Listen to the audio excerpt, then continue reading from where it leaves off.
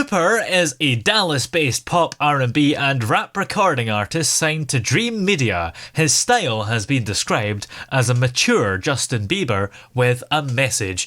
And Cooper is on the line with us. Merry Christmas to you. Merry Christmas to you and to everyone else. Now, we're here to talk about your first single from your CD, BabyGurl. How would you describe it? That's a good question. Well, I mean, you thank you for the introduction, by the way. I want to say that, but it's a fun song, but it's almost disguised as a fun song because really it comes from hardships and some sad times. So, man, yeah, I don't know how I describe it. It's kind of like maybe after you go through something that was hard and then you kind of get through it on the other side and then you're kind of reflecting on it in a positive light. Let's say that. So it's like the fun after the not so fun, you know what I mean? Yeah.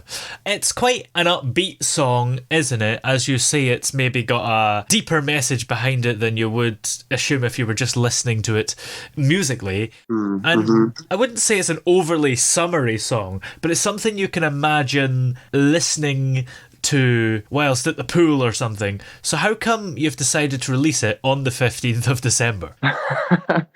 Man, that's a good question. There's the funny thing on the album, there's a song called Summertime. So that plays even more into this question.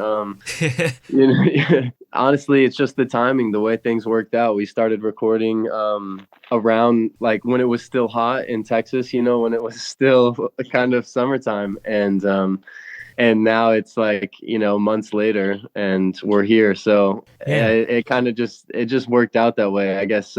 Maybe planning, we I don't know, poor planning, maybe. It's just the way it came out. Yeah, maybe it's a good thing, because maybe it's good to listen to summery songs during the winter to warm you up, especially if you're struggling to pay your energy bills.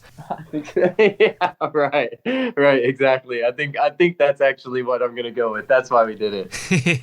Yeah. So how did you come up with this song, BabyGurl? This is the same way I most of the songs come to life. Is just I'll hear like a melody or a beat or something, some sort of tune, and then I'll just start kind of singing to it, either humming to it or something. And this one was really just a stream of consciousness. I just started, freestyling, I guess, and that's where the main chorus came from. That was like one of the first things that came, and I just kind of ran with it. So I guess it's something that's kind of in my psyche already. It's just kind of floating around there, and then I hear a song or a melody, and I just start singing, and I guess the song pulled it out of me, so to say. So what was it that actually got you into music in the first place? I mean, I was listening to music since I can remember, but my friends and I in high school, around when I first got into high school, around when I was 16, specifically when I got a car, we would put on instrumentals, and we would just like freestyle, just like me and the homies. So that kind of got me interested in like, I guess, making music. That's the first like taste of it, and then I just from there I just started messing around in like GarageBand and other softwares, and we're here today, like I guess 10 years later. How would you say your journey has been in those 10 years? Up until recently, it hasn't been very deliberate. It's been, and even now, it's still just very free. It's very kind of loose. And like I said, like the way I create the songs, it's kind of like a freestyle. Like I'll just kind of stream of consciousness. So it's very kind of almost just like, it's kind of just like open. Like I'm not. It's difficult to describe it, but free flowing. It's been free flowing. It hasn't been many obstacles. It's just been like from a place of I don't know, like freedom, I guess. Yeah. Do you find that you have a lot of freedom with the label that you're attached to? Good question. What should I? Hey, here comes PR. Here comes PR training. I mean, yeah, you can go both ways. I'll just say I have enough where I'm at. Yeah. What would you say it is that keeps you making music? Because 10 years is probably a long time to do it. So why do you still love it so much after 10 years? Well, it's probably because it's such a deep field, and there's so much I love to learn, right? So that's and it's a deep field, so I'm constantly in 10 years, it's been very free, so I haven't been sitting down and working at it every single day for 10 years. So Yeah. I've had my hiatuses and my like sabbaticals, what have you, and so that's helped. But it's just such a deep field. Like I feel like I'm only just now scratching the surface of music, because I'm really now like really applying myself these past years, and so yeah, I would just say that's an ode to music because it's a never-ending field, really. Like you can spend your whole life to music and you just see the top of the iceberg type of thing, you know? Do you feel like you're just beginning and you're always looking ahead rather than looking behind? Oh, for sure. Rather than looking behind, definitely looking ahead. But I mean, ideally, I'm just here now. I'm not looking to, of course, it's good to plan and like put things in motion for the future, but ideally I'm just here now. But yeah, I don't really look to the past too much unless I'm like trying to get insight from the past, or what people have done in the past, what's worked in the past, what hasn't, and so forth, what have you. Yeah. Now, I want to go back to the album as a whole because it's interesting that on the thing I've got written down here anyway, it says BabyGurl is the first single from the CD. Now, that's interesting because we are in a very digital era these days.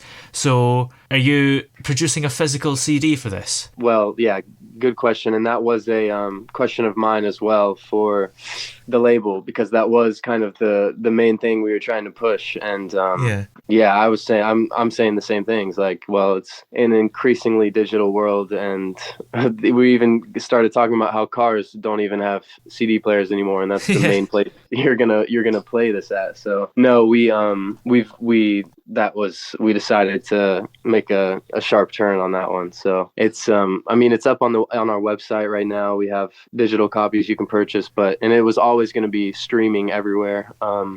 But we might make a couple CDs for the people who want them, so we will do a little batch run, but mainly we're trying to push it digitally, as probably in our best interest. Although, you never know, because vinyl's making a bit of a comeback. I'm sure I read cassettes are making a comeback, but I don't know if that's a comeback, because were they even popular in the first place? That's the question to ask. Yeah, I don't know. Yeah, you never know. That is true. But I guess CDs maybe people will like for the nostalgia, and sometimes people, even if they know that all their listeners are going to come from streams, it's nice to have that physical option there. Maybe for some people, they need to have released a physical CD for it to feel like they've actually released the music. I don't know. Yeah, I feel that. That's a good point.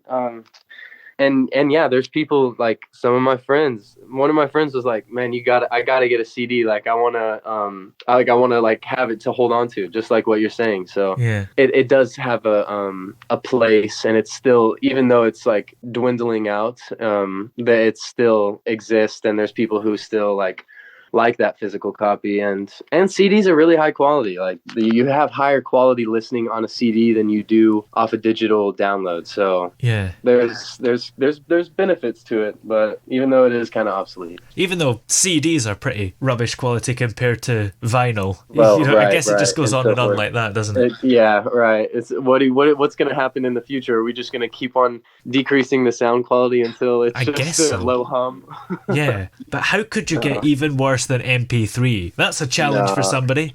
I think yeah, right. Yeah. Someone out there, show us how we can do worse than that. Yeah. Well, what else is coming up for you? Do you have more albums and songs and things that you think you're going to work on? Yeah, I think so. We're already kind of in the works with more of a rap album, and so it's a lot It's a lot less. If you were to describe BabyGurl as kind of soft, this one would be a lot more kind of gritty. Or if BabyGurl is kind of cleaner, then this one's more Yeah. gritty. But there's music videos for the project that will be released, and performances.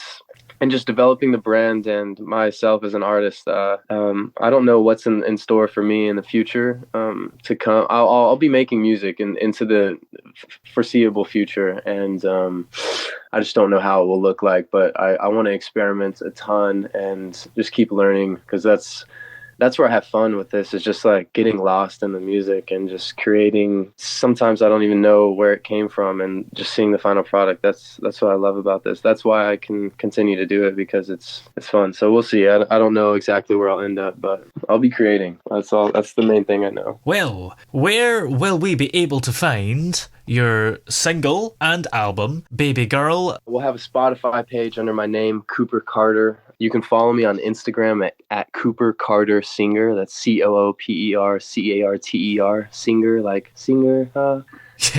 And yeah, everything will be, there's links there, and you'll be able to find everything from that page. And there's a Facebook page, Cooper Carter Singer, if that's what you're on, and you could find that. You could type that in most places and probably get a hit back. So Excellent. Well, many thanks for talking to us today. It's been great to have you on the show, and have a great Christmas. thank you as well. It was a huge honor. I really appreciate you having me on.